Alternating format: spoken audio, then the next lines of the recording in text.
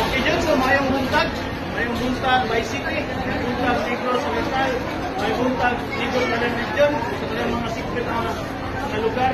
Ang atong assessment karon din sa Bari City Evacuation Center sa atong karuhan na nag-backtrip para sa safety. So far, wala ka gyud tay daotang panghitabo, nagbalitayon ka diri nga katigom sila nga na-safety nila, nilang pamilya, mga kamatahan, nilang kinabuhi, nga luwas ta sa maong bagyo nga umabot kasi Bagyo Tino.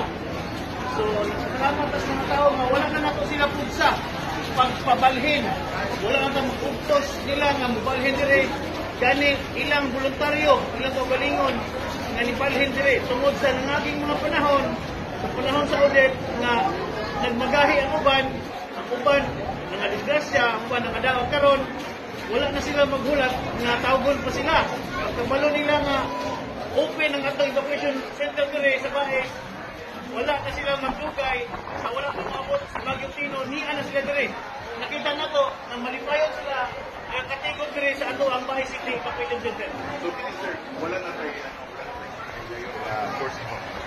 Wala na tayo force evacuation gayon kaya mga tao mismo sila mo ini operar sila pagalingon na may evacuate sila para safety ang ilang mga pamilya.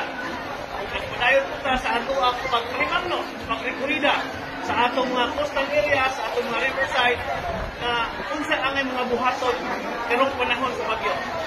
Thank you, sir. Thank you, John. God bless everyone.